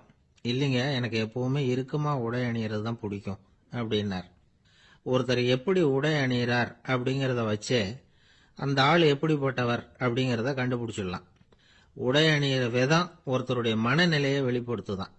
இப்ப இறுக்கமான உடை அணிகிறவங்க பொதுவா மன நிம்மதி இல்லாதவங்களா இருப்பாங்களாம், கோபக்காரங்களா இருப்பாங்களாம். ரொம்ப தொலைதொலைப்பா ஆடை அணிகிறவங்க இருக்கிறாங்கல்ல, அவங்க எல்லாம் அமைதியான ஆளா இருப்பாங்களாம், சாந்தமா இருப்பாங்களாம். இவங்கெல்லாம் போராடுறதுக்கு சரியா வரமாட்டாங்களாம். இப்படி ஒரு கணிப்பு இருக்குது. அதனாலதான் போர் வீரர்களுக்கெல்லாம் இறுக்கமான உடையை தான் கொடுக்கறது வழக்கம். ஆனா சன்னியாசிகளை பாருங்க, அவங்களுக்கெல்லாம் ரொம்ப தொலை உடைகள் தான். அவங்கெல்லாம் வந்து டைட் பேண்ட் போட்டுக்கிட்டு நிக்க மாட்டாங்க சன்னியாசிகள்லாம். அதே மாதிரி சன்னியாசிகள்லாம் காவி உடைய தேர்ந்தெடுக்கிறதுக்கும் காரணம் உண்டு. பல ஆண்டுகள் சோதனை செஞ்சு பார்த்துட்டு தான் சன்னியாசத்துக்கு காவி தான் சரி அப்படின்னு முடிவு பண்ணியிருக்கிறாங்க. இப்ப பௌதீக விஞ்ஞானப்படியும் அதுதான் சரி. அதாவது சூரிய ஒளியில வந்து 7 வண்ணங்கள் உண்டு. ஒரு பொருள் மேல அது விழும் பொழுது அந்த பொருள் நமக்கு சிவப்பா தெரிஞ்சதுன்னா அந்த பொருள் வந்து சிவப்பை தவிர மற்ற எல்லா நிற கதிர்களையும் உள்வாங்கிக்கிட்டு சிவப்பு நிறத்தை மட்டும் வெளியில விடுது. அதாவது விலக்கி விடுது. அதனாலதான் அந்த பொருள் வந்து சிவப்பா தெரியுது. உடல் ஆரோக்கியத்துக்கு ஓரளவு சிவப்பு தேவைப்படுது. அதனாலதான் காவி உடை அணிஞ்சா சூரிய ஒளி ஓரளவு சிவப்பை விலக்கிவிடும். அதாவது சிவப்பின் பலனும் கிடைக்கும், இந்த சிவப்பின் கெடுதலும் இல்லை அப்படின்னு யோசனை பண்ணாங்க. காவி வந்து உதய வேளையின் நிறம். கீழ் வானத்துல கதிர் உதிக்கிற வேளையில முதல் ஒளி தோன்றுகிற நேரத்துல காவி நிறம் தான் கசியும். தியானம் செய்யறப்போ முதல்ல காணக்கூடிய ஒளி காவி நிறம் தான். தியானத்தின் உச்ச நிலையின் நிறம் நீலம். தியானம் வந்து காவி நிறத்துல ஆரம்பமாகி நீல நிறத்துல நிறைவடைகிறது அப்படிங்கிறார் ஓஷோ. நீலம் வந்து தியான சிகரம், காவி வந்து தியான ஆரம்ப குறியீடு, ஒரு சன்னியாசியின் ஆரம்ப தரிசனம் அப்படிங்கிறார் அவர். ஒருத்தர் நாள் பூரா காவி உடைய அணிஞ்சிருந்தா அந்த நிறம் வந்து அவருக்கு வந்து தியானத்தை பற்றிய நினைவை வந்து ஊட்டிக்கிட்டே இருக்கும். இப்படியே வந்து ஆடைக்கும் தியானத்துக்கும் இடையில ஒரு தொடர் ஏற்படுது. ஒரு துறவியின் உள்ளார்ந்த பண்பா அது மாறுது. கடைவீதியில ஒரு பொருள் வாங்க போறோம், அது மறந்துடக்கூடாதுங்கிறதுக்காக ஞாபகம் முடிச்சு போட்டுக்கிறோம். அந்த முடிச்சுக்கும் பொருளுக்கும் தொடர்பு இல்லை. ஆனா கடைவீதிக்கு போன உடனே அந்த முடிச்சு வந்து அந்த பொருளை ஞாபகப்படுத்துது. அதாவது அந்த முடிச்சு வந்து ஒரு தொடர்பு அம்சமா அமையுது. அது மாதிரிதான் காவி உடையும். ஒரு துறவி வந்து நடக்கும் பொழுது, சாப்பிடும் பொழுது, குளிக்கும் பொழுது அவருடைய காவி உடை அவருக்கு வந்து ஞாபகப்படுத்திக்கிட்டே இருக்கும். அது ஒரு நிலைப்படுத்தப்பட்ட நினைவாக ஞாபக முடிச்சாக மாறிடுது. காவி ஆடை இல்லைன்னா ஒருத்தரால துறவியாக முடியாதுன்னு அர்த்தம் இல்லை. அதே நேரத்துல காவி ஆடையால ஒன்னும் பிரயோஜனம் இல்லை, அதுல ஒன்னும் அர்த்தம் இல்லை அப்படின்னு சொல்லிட முடியாது. இதுதான் உண்மை. இவ்வளவு தூரம் காவி ஆடையை பத்தி சொல்றதுனால எல்லாரும் சன்னியாசியா போடுங்கோ அப்படின்னு நாம சொல்றதாக யாரும் நினைச்சிடக்கூடாது. மனசுக்கும் நிறத்துக்கும் உள்ள சம்பந்தத்தை தெரிஞ்சுக்கிறதுக்காக தான் இவ்வளவும். நமக்கு தெரிஞ்ச நண்பர் ஒருத்தர் இருக்கிறார், ஆபீஸ்ல வேலை பார்க்கிறவர். ஒவ்வொரு மாசமும் 20ஆம் தேதிக்கு பிறகு அவரை போய் பாத்தீங்கன்னா காவி உடை அணிஞ்சுக்கிட்டு கண்ணை மூடிக்கிட்டு கை ரெண்டையும் விரிச்சு வச்சுக்கிட்டு தியானத்திலேயே உட்காந்துருப்பார். ஏன் இப்படி பண்றீங்கன்னு கேட்டேன். அதாவது 20ஆம் தேதிக்கு பிறகு என் கையில ஒரு பைசா கூட கிடையாது, ஒரு சன்னியாசி லெவல்ல இருக்கிறேன், என்கிட்ட எதுவும் செலவுக்கு கேட்காத அப்படின்னு என் மனைவிக்கு நாசூக்கா உணர்த்துறதுக்காக அப்படி உட்கார்ந்திருப்பேன் அப்படின்னு விளக்கம் கொடுக்கிறார். ஒரு நாள் ராமர் அரசவையில உட்கார்ந்திருக்கிறார். ராமராஜ்யம் நடந்துகிட்டு இருந்த நேரம். அந்த சமயத்துல ஒரு நாய் அரச சபைக்கு வந்துதான். அது தலையில அடிபட்டு ரத்தம். அந்த கோலத்துல அது அங்க வந்தது. எல்லாரும் ஆச்சரியமா அதை பார்த்தாங்க. ராமரும் அந்த நாயை பார்த்தார். நீங்க வந்த காரியம் என்ன, என்ன நடந்தது, எதுவா இருந்தாலும் பயப்படாம சொல்லு அப்படின்னார். உடனே அந்த நாய் மெதுவா சொல்ல ஆரம்பிச்சுதான். ஐயா, நான் தெருவில் போய்கிட்டு இருந்தேன். வழியில ஒருத்தர் வந்தார். அவர் வேத சாஸ்திரம்லாம் படிச்ச பெரியவர். அவர் எந்த காரணமும் இல்லாம அவர் கையில வச்சிருந்த குச்சியால என் தலையில அடிச்சுட்டார். அதுதான் தலையில ரத்தம். இதை நீங்க விசாரிச்சு தகுந்த தீர்ப்பு வழங்கணும் அப்படின்னு தான் அந்த நாய். ராமர் பார்த்தார். உடனே தன்னுடைய காவலர்களை அனுப்புனார். அந்த ஆளை எங்க இருந்தாலும் போய் கொண்டுட்டு வாங்க அப்படின்னு விட்டார். காவலர்கள் போனாங்க. அந்த ஆளை பிடிச்சி கொண்டு வந்துட்டாங்க. அரண்மனைக்கு வா அப்படின்னு சொல்லி கூப்பிட்டுட்டு வந்துட்டாங்க. என்ன நடந்ததுன்னு விசாரிச்சார் ராமர். அதுக்கு அந்த ஆள் சொன்னார், நான் வீதி வழியா வந்துகிட்டு இருந்தேன். குறுக்க இந்த நாய் வந்தது. நான் அவசரமா போய்கிட்டு இருந்தேன். இது எனக்கு வழி விடாம குறுக்க பூந்து இடைஞ்சல் பண்ணிச்சு. எனக்கு கோபம் வந்துட்டுது. அதனால அடிச்சுட்டேன். வேத சாஸ்திரம் படிச்ச நான் என் வசம் இழந்து கோபப்பட்டது பெரிய தப்பு தான். அதை நான் ஒத்துக்கிறேன். குற்றத்தை ஒப்புக்கொள்றேன். எனக்கு என்ன தண்டனை கொடுக்கணுமோ அதை கொடுங்க, ஏத்துக்கிறேன் அப்படின்னு விட்டார். சரி, இப்ப அந்த ஆளுக்கு தண்டனை கொடுக்கணும். என்ன தண்டனை கொடுக்கறது யோசனை பண்ணார் ராமர். அதையும் அந்த நாய்கிட்டயே கேட்டார். நீயே சொல்லு, என்ன தண்டனை கொடுக்கலாம் இவருக்கு அப்படின்னார். இதுக்கு அந்த நாய் என்ன சொல்லிச்சு தெரியுமா? இவரை ஏதாவது ஒரு கோயிலுக்கு தர்மகர்த்தாவா நியமனம் பண்ணி விடுங்க, அதுதான் இவருக்கு சரியான தண்டனை அப்படின்னது. இதை கேட்டது ராமர் முகத்துல புன்னகை. ஆனா அங்க இருந்த மற்றவங்களுக்கு எல்லாம் ஆச்சரியம். அது எப்படி தப்பு செஞ்சவங்களுக்கு தண்டனை கொடுக்கறது தானே நியாயம், அதை விட்டுட்டு தர்மகர்த்தா பதவியை கொடுக்க சொல்லுது இந்த நாய் அப்படிங்கிற ஆச்சரியம். இந்த சந்தேகத்தை அந்த நாய்கிட்டயே கேட்டாங்க அங்க இருந்தவங்க. இதுக்கு அந்த நாய் பதில் சொல்லிச்சான். நான் போன பிறவியில ஒரு கோயிலுக்கு தர்மகர்த்தாவா இருந்தேன். எவ்வளவோ கவனமா எச்சரிக்கையா தான் என்னுடைய கடமைகளை எல்லாம் செஞ்சுக்கிட்டு வந்தேன். அப்படி இருந்தாலும் சில சமயங்கள்ல என்னையும் மீறி கோயில் செல்வத்தை நான் அனுபவிக்கிறதுக்கு காரணம் ஆயிட்டேன். ஒரு கோவிலுக்கு தர்மகர்த்தாவா இருக்கிறவங்க எப்படியும் இந்த பாவத்திலிருந்து தப்பிக்கிறது கஷ்டம். அதனாலதான் நான் இந்த பிறவியில நாயா பிறந்து இப்படி கஷ்டப்படுறேன். இதே நிலைமை இந்த ஆளுக்கும் ஏற்படணும் அப்படிங்கிறதுக்காக தான் அவரையும் ஒரு கோயிலுக்கு தர்மகர்த்தாவை நியமிக்கும்படி கேட்டுக்கிட்டேன் அப்படின்னு தான் இந்த நாய். இதுல இருந்து என்ன தெரியுது? எந்த பதவியில நாம இருந்தாலும் நமக்கு தெரியாம கூட அதை தவறா உபயோகப்படுத்தக்கூடாதுங்கிறத இதுல இருந்து புரிஞ்சுக்கணும். இல்லைன்னா அடுத்த பிறவியில நாயா பிறந்து எங்கேயாவது போய் வாழை ஆட்டிட்டு நிக்க வேண்டியதுதான். கோவில் வாசல்ல 2 நாய் பேசிக்கிட்டு இருந்துதான். போன ஜென்மத்துல நான் மனுஷனாதான் இருந்தேன். ஒரு கோவில் பூசாரி பேச்சை கேட்டுட்டு அவரோட கூட்டு சேர்ந்துக்கிட்டு ஆண்டவன் போட்டிருந்த நகையெல்லாம் அபகரிச்சு என்கிட்ட கொடுத்தாரு அவரு. நான் எடுத்துட்டு வந்துட்டேன். திருடினது அந்த ஆள் தான், எடுத்துக்கிட்டு வந்தது தான் நான். இருந்தாலும் நான் மட்டும் நாயா பிறந்துட்டேன். இப்போ மட்டும் அந்த பூசாரி என்கிட்ட மாட்டினா கடிச்சு குதறி விடுவேன் அப்படின்னு தான். அவசரப்பட்டு அப்படி செஞ்சுடாதே. பதிலுக்கு அவரும் உன்னை திருப்பி கடிச்சாலும் கடிச்சிருவார். ஏன்னா அவரும் இப்போ ஒரு நாயா தான் பிறந்திருக்கிறார் அப்படின்னு தான் இன்னொன்னு. அது எப்படி உனக்கு தெரியும்னு தான் இது. நான் தானே அது அப்படின்னு தான் அந்த நாய். ஒரு சிகை அலங்கார கூடம். ரொம்ப சுறுசுறுப்பா எல்லாரும் வேலை செஞ்சுட்டு இருக்கிறாங்க. முடிவெட்டிக்க வந்திருக்கிறவங்க நிறைய பேர். எல்லாரும் வரிசையா உட்காந்துருக்கிறாங்க. அந்த சமயத்துல திடீர்னு கதவை திறந்துக்கிட்டு ஒருத்தர் உள்ள வர்றார். அவர் ஒரு பெரிய மனிதர். அவரும் முடிவெட்டிக்கிறதுக்காக தான் உள்ள வந்திருக்கிறார். அவரை பார்த்த உடனே அங்க வரிசையில் உட்காந்துருந்தவங்க எல்லாரும் எழுந்திருச்சு அவர்கிட்ட வந்துட்டாங்க. அவரை சுத்தி நின்றுட்டாங்க. எப்படி இருக்கிறீங்க, நல்லா இருக்கீங்களா அப்படின்னு விசாரிக்க ஆரம்பிச்சுட்டாங்க. எல்லாம் முடிஞ்சதும் வந்தவர் கேட்டார், வரிசையில கடைசியா இருக்கிறவர் யார் அப்படின்னு கேட்டார். ஏன்னு கேட்டாங்க. நான் அதுக்கு அடுத்தபடியா உட்காரணும், அதுக்காக தான் கேட்கறேன் அப்படின்னார். உடனே அங்க இருந்தவங்க எல்லாம் என்ன சொன்னாங்க தெரியுமா? நீங்க வரிசையில காத்திருக்க கூடாது, நீங்க அரசாங்கத்தின் தலைவர், உங்களுக்கு நேரம் முக்கியம், அதனால நீங்க முன்னாடி போங்க அப்படின்னு சொன்னாங்க. ஆனா அதை அவர் கேட்கல. தோழர்களே, உங்களுடைய கருத்துக்கு ரொம்ப நன்றி. எல்லாரும் வரிசையா தான் வரணும், அதுதான் முறை. வரிசையில வரணுங்கிற நடைமுறையை நானும் பின்பற்ற விரும்புறேன். நாம எல்லாரும் சமமானவர்கள் அப்படின்னார். இப்படி சொல்லிவிட்டு வரிசையில கடைசியா இருந்த ஒரு நாற்காலியில போய் உட்காந்துக்கிட்டார். தன் சட்டை பையில இருந்த ஒரு செய்தித்தாளை எடுத்தார், படிக்க ஆரம்பிச்சிட்டார். ஆனா அங்க இருந்தவங்களால இதை பார்த்துக்கிட்டு சும்மா இருக்க முடியல. ஒருத்தர் எழுந்திருச்சு வந்தார். ஐயா, இப்ப என்னுடைய முறை வந்திருக்குது, நான் தான் போக வேண்டிய முறை. உங்களை இங்க காத்திருக்க வைக்கிறத விட ஒரு 5 ஆண்டுகளுக்கு கூட நான் முடிவெட்டிக்காமே இருந்துட முடியும் அப்படின்னார். அவர் மறுபடியும் சொன்னார், ஐயா, நீங்க வரிசை முறையை தாண்டி போக விருப்பப்படல, சரி. ஆனா என்னுடைய முறையை மாத்தி கொடுக்கறதுக்கு எனக்கு முழு உரிமை இருக்குது. இதுக்கு பதிலா உங்களுடைய கடைசி இடத்தை நான் எடுத்துக்கிறேன், இதை நீங்க மறுக்க முடியாதுன்னார்.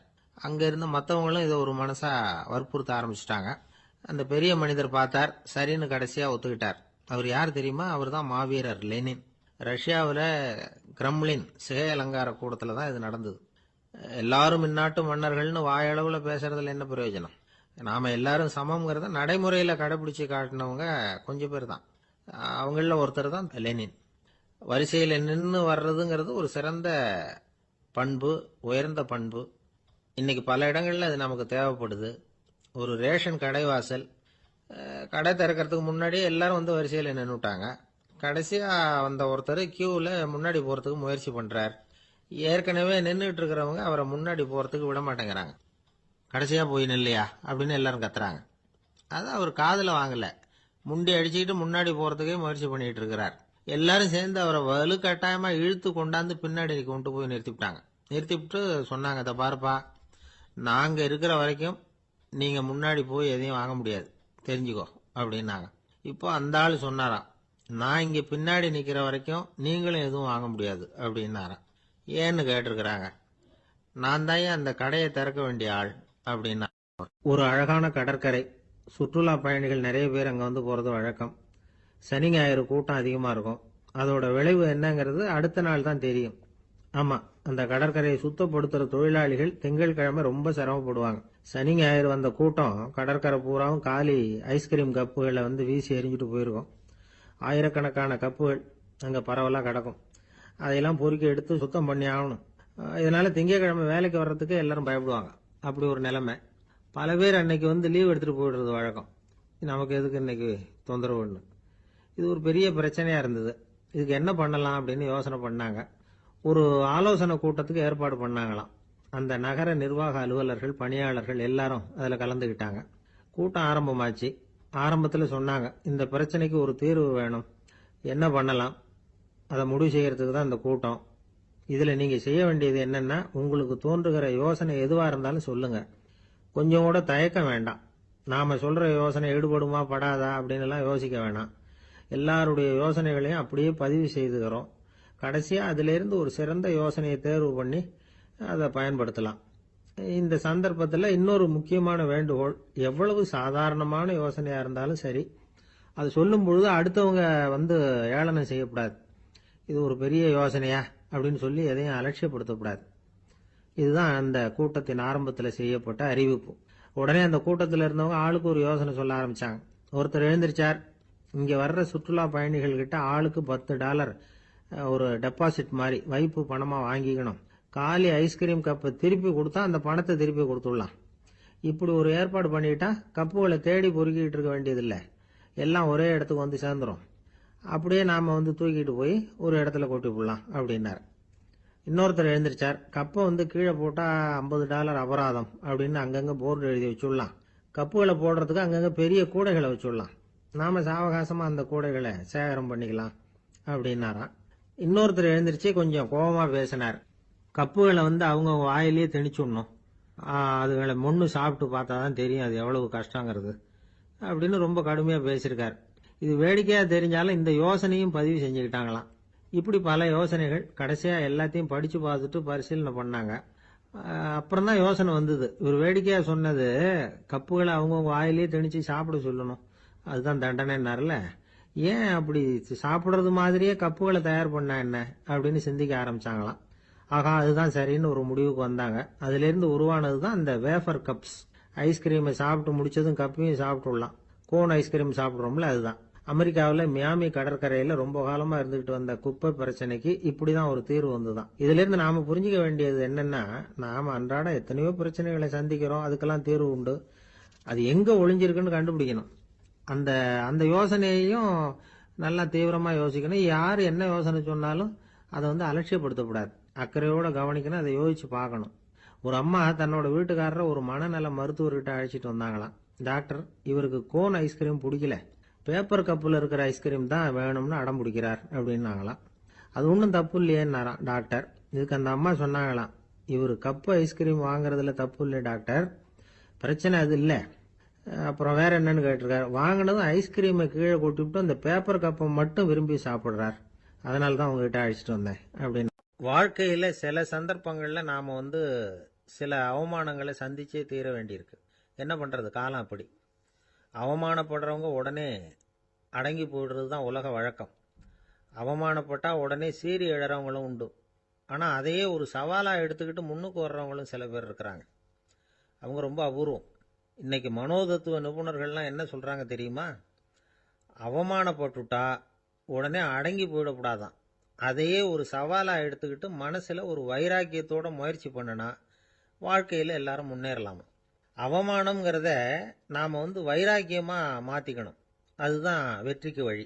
ராமர் இந்த பூமியில பிறந்ததே ஒரு வைராக்கியத்தினால தான் சார் அப்படின்னார் ஒருத்தர். எப்படிங்க அது அப்படின்னு கேட்டேன்.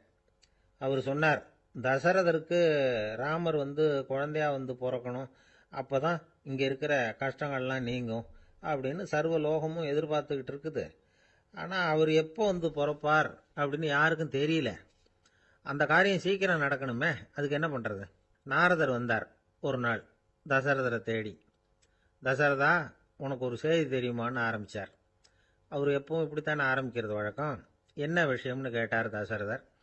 தசரதா, நீ அடிக்கடி உன்னோட தேர்ல ஏறிக்கிட்டு தேவலோகத்துக்கு போற, அங்க போற வர்ற எல்லாம் பண்ணிட்டு இருக்க, எல்லாம் சரி.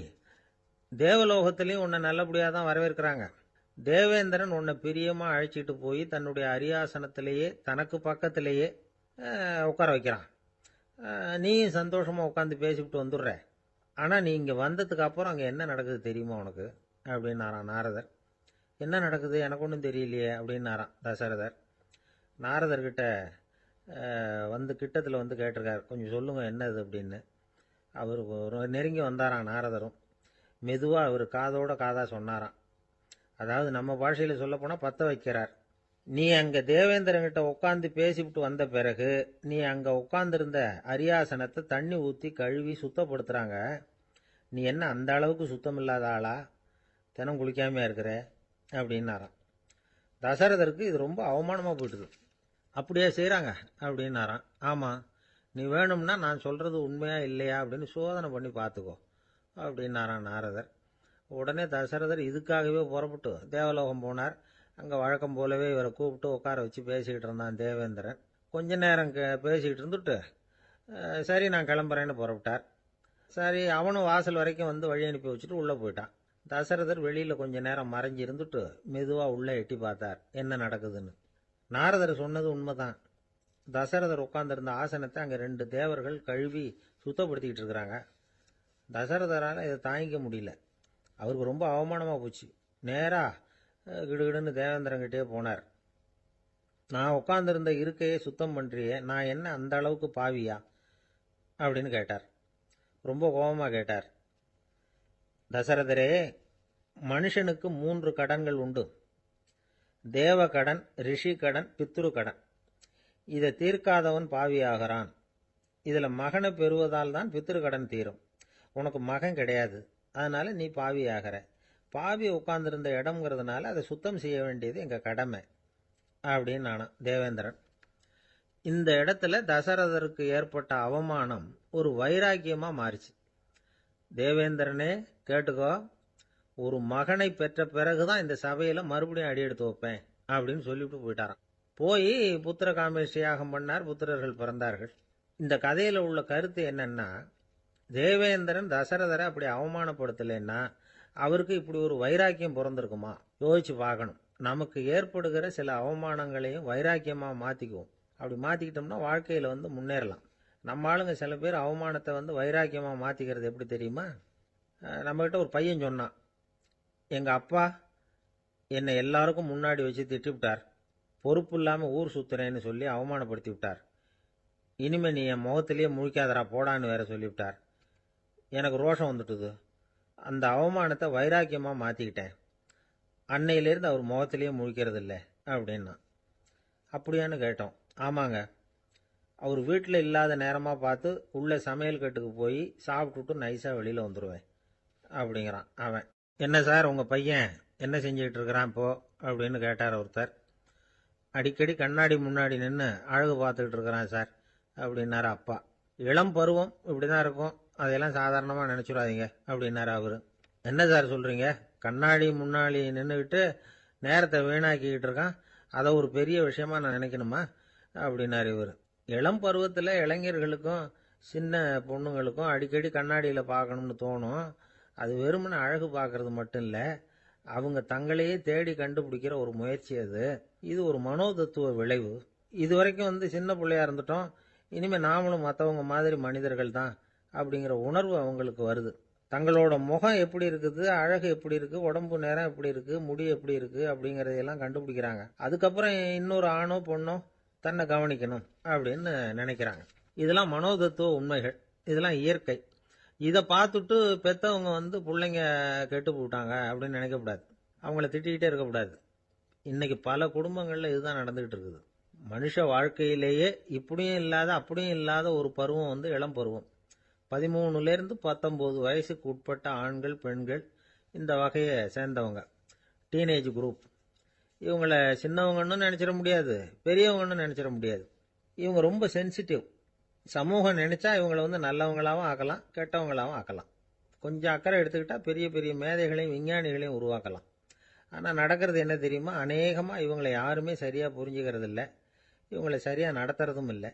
இது வரைக்கும் நாம் சொல்கிறத கேட்டுக்கிட்டு இருந்தான், இப்பெல்லாம் அவன் இஷ்டத்துக்கு நடக்க ஆரம்பிச்சுட்டான் அப்படின்னு வருத்தப்படுற பெற்றோர்கள் அதிகம். இது வருத்தப்படுற விஷயம் இல்லை, சந்தோஷப்பட வேண்டிய விஷயம். உங்கள் புள்ள சொந்தமாக யோசிக்க ஆரம்பிக்கிறதும் நடந்துக்க ஆரம்பிக்கிறதும் ஒரு தப்பான விஷயமா? அவன் கடைசி வரைக்கும் உங்கள் பேச்சையே கேட்டுக்கிட்டு இருக்கணுங்கிறது என்ன நியாயம்? இன்னைக்கு இளைஞர்களை பெரியவங்க தப்பாக புரிஞ்சுக்கிட்டு தவறாக நடத்துறதுனால தான் அவங்களுக்கு வெறுப்பு, எரிச்சல், மனக்கசப்பு எல்லாம் உண்டாகுது. பெற்றவங்க சரியாக மதிக்கிறது இல்லை அப்படிங்கிற ஒரே காரணத்தினாலேயே வீணா போகிற பிள்ளைங்க இன்னைக்கு அதிகம். சரி, பெற்றவங்களுக்கு இன்னைக்கு என்னதான் புத்தி சொல்ல வர்றீங்க அப்படின்னு கேட்குறீங்களா? நாம எதையும் சொல்ல வரல, ஆனால் அது சம்பந்தமான சில நிபுணர்கள் சொல்லியிருக்கிறத உங்க காதில் போட்டு வைக்கலாம். அது என்னன்னா, பிள்ளைங்க கிட்ட அன்பு செலுத்துங்க. குழந்தையா இருந்தப்போ எவ்வளவு பாசமா இருந்தீங்க, வளர வளர அதை ஏன் குறைச்சிக்கிறீங்க? பெற்றவங்களின் அன்பான வார்த்தைகளுக்கு ஏங்குறவங்க தான் இன்றைய இளைஞர்கள். அவங்க எதை சொன்னாலும் அதை அக்கறையாக காது கொடுத்து கேளுங்க, அலட்சியப்படுத்தாதீங்க. அவங்க விரும்புறது உங்ககிட்ட இருந்து ஒரு மதிப்பு, மரியாதை, அங்கீகாரம், இவ்வளவுதான். அவங்க அவங்களாவே முடிவுகள் எடுக்கட்டும், அதுக்கு நீங்கள் உதவியா இருங்க, அது போதும். மற்றவங்க முன்னாடி, முக்கியமாக அவங்க நண்பர்கள் முன்னாடி அவங்கள பற்றி மட்டமாக பேசாதீங்க. அவங்க கிட்ட பொய் சொல்லக்கூடாது. நீங்கள் சொன்னது பொய்ன்னு தெரிஞ்சு போச்சுன்னா உங்கள் பேரில் அவங்களுக்கு இருக்கிற மதிப்பு போயிடும், நம்பிக்கை போயிடும். அவங்களுக்கு முன்னாடி நீங்கள் சண்டை போடக்கூடாது. உங்கள் பிள்ளைய எப்பவும் இன்னொரு பிள்ளையோட ஒப்பிட்டு பேசுகிற வேலையே வேணாம். கூட பிறந்த மற்றவங்களோட கூட ஒப்பிடக்கூடாது. இப்படி செஞ்சால் அவன் உங்ககிட்டையும் பிரியமாக இருக்க மாட்டான், அவங்ககிட்டையும் பிரியமாக இருக்க மாட்டான். புள்ள எங்கே போகிறான், என்ன பண்ணுறான் அப்படின்னுலாம் துப்பறிஞ்சிக்கிட்டு இருக்கக்கூடாது. இளைஞர்கள் தனிமையை விரும்புகிறவங்க. அவங்கள பெட்டியில் வச்சு மூடி பாதுகாக்கணும்னு நினைக்கக்கூடாது. அவங்கள எப்படி பாதுகாக்கிறது அப்படிங்கிறது அவங்களுக்கே தெரியும். உங்கள் புள்ள எப்படி நடந்துக்கணும்னு நீங்கள் எதிர்பார்க்குறீங்களோ அது மாதிரி நீங்கள் நடந்து காட்டுங்க, அது போதும். ஒரு வீட்டில் அப்பாவும் அம்மாவும் பேசிக்கிட்டு இருக்கிறாங்க. என்னங்க, நம்ம பொண்ணு பெரியவளாயிட்டா, அடிக்கடி கண்ணாடி முன்னாடி போய் நின்றுக்கிட்டு இருக்கிறா, சீக்கிரமாக ஒரு பையனை பார்த்து கல்யாணத்தை முடிக்காம இப்படி மசன்னு கல் மாதிரி உட்காந்துருக்குறீங்களே அப்படின்னு சத்தம் போட்டாங்க அந்த அம்மா. அவசரப்படாத, பார்க்கறதுக்கு கண்ணுக்கு அழகா லட்சணமா புத்திசாலியா ஒரு பையன் கிடைக்க வேணாமா, அதுதான் பார்த்துக்கிட்டு இருக்கிறேன் அப்படின்னாரு அப்பா. இதுக்கு அந்த அம்மா சொல்றாங்க, எங்க அப்பா இப்படியெல்லாம் நினைச்சுக்கிட்டு இருந்திருந்தா எனக்கு கல்யாணமே ஆயிருக்காது தெரியுமா அப்படின்னாங்களாம். ஒரு ஊர்ல ஒரு ஞானி இருக்கிறார், ரொம்ப பெரிய ஞானி, ரொம்ப வயசாயிட்டுது. கடைசி காலத்தில் அவர்கிட்ட சில பேர் வந்தாங்க. உங்க குரு யார் அப்படின்னு கேட்டாங்க. அவர் நிமிர்ந்து பார்த்தார்.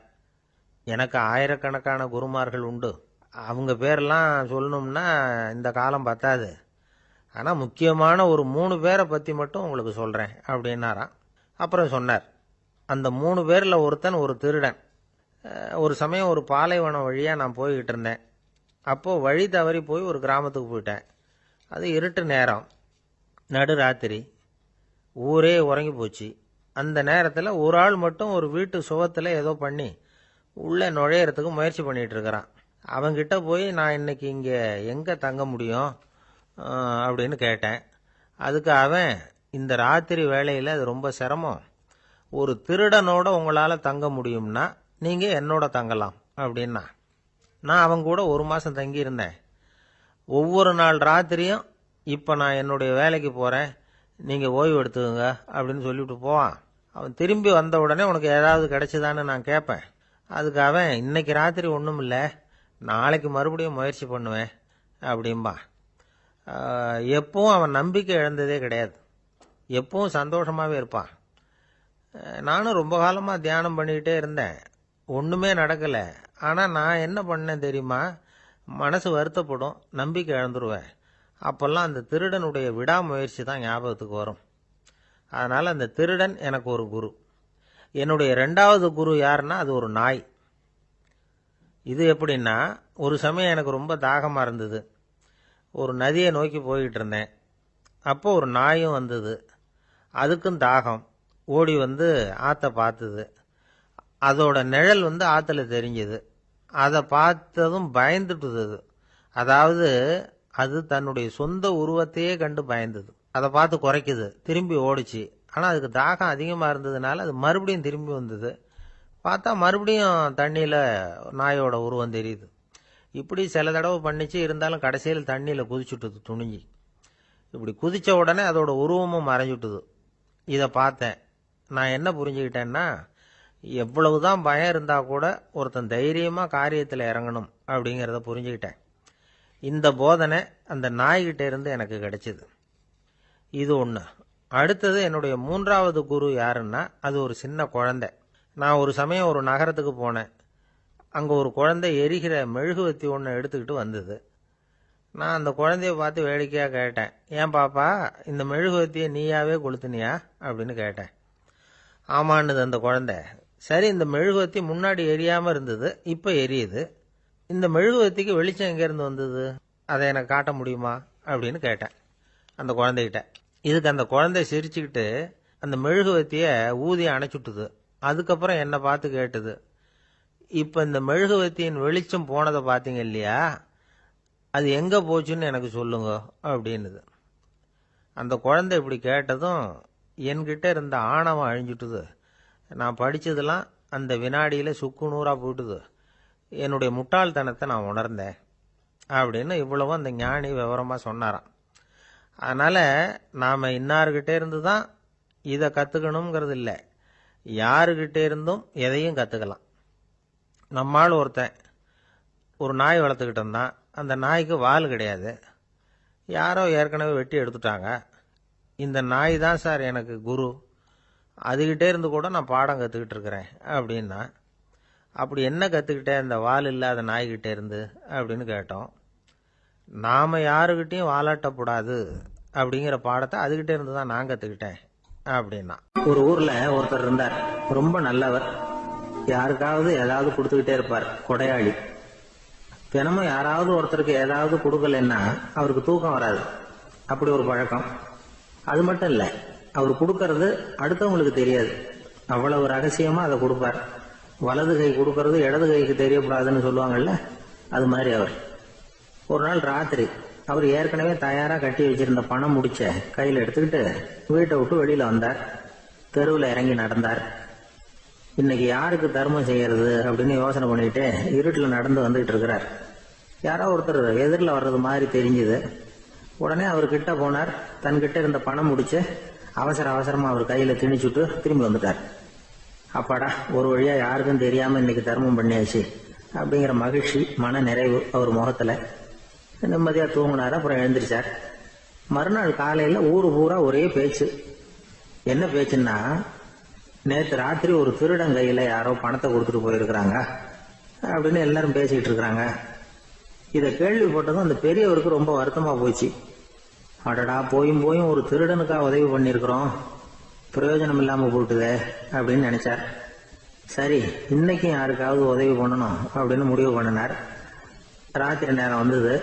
இவர் வழக்கம் போல தெருவில் இறங்கி நடந்தார். கையில பணம் முடிச்சு. எதிரில் ஒரு பெண் உருவம் மங்கலா தெரிஞ்சது. இவர் உடனே அந்த பெண் கிட்ட பணத்தை கொடுத்துட்டு திருப்தியா திரும்பி வந்துட்டார். மறுநாள் காலையில ஊர் பூரா என்ன பேசிக்கிட்டாங்க தெரியுமா? நேற்று ராத்திரி நெறி தவறி நடக்கிற ஒரு பெண்ணின் கையில யாரோ பணத்தை வச்சுட்டு போயிருக்கிறாங்க அப்படின்னு எல்லாரும் பேசிக்கிறாங்க. அடடா, இன்னைக்கும் தவறுதலா நடந்து போச்சு அப்படின்னு ஒரு வருத்தப்பட்டார். இருக்கட்டும், இன்னைக்கும் ஏதாவது தர்மம் பண்ணுவோம் அப்படின்னு நினைச்சுக்கிட்டாரு. 3வது நாள் ராத்திரியும் புறப்பட்டார். இப்பவும் எதிரில் ஒருத்தர் வந்தார். இவர் பணத்தை கொடுத்தார், திரும்பி வந்துட்டார். மறுநாள் மக்கள் என்ன பேசிக்கிட்டாங்கன்னா, நேற்று ராத்திரி ஒரு செல்வந்தர் கையில யாரோ பணத்தை கொடுத்துட்டு போயிருக்கிறாங்க அப்படின்னு பேசிக்கிட்டாங்களாம். அவருக்கு ரொம்ப வருத்தமா போயிட்டுது. என்ன இது கனவு இப்படி ஆகிட்டு இருக்குதே அப்படின்னு நினைச்சுக்கிட்டே படுத்து தூங்கினார். அன்னைக்கு ராத்திரி ஒரு கனவு. அந்த கனவுல இறைவன் வந்து சொன்னாராம், இத பாருப்பா, நீ கொடுத்த தர்மம் வீணா போயிடல. உன்கிட்ட பணம் வாங்கின அந்த திருடன் திருந்திட்டான், அந்த பொண்ணும் திருந்திட்டா, அந்த செல்வந்தனும் கொடையாளி ஆயிட்டான், எல்லாருக்கும் உதவி பண்ண ஆரம்பிச்சுட்டான் அப்படின்னு சொன்னாராம். இந்த கதையை சொன்னவர் யாருன்னா நபிகள் நாயகம்.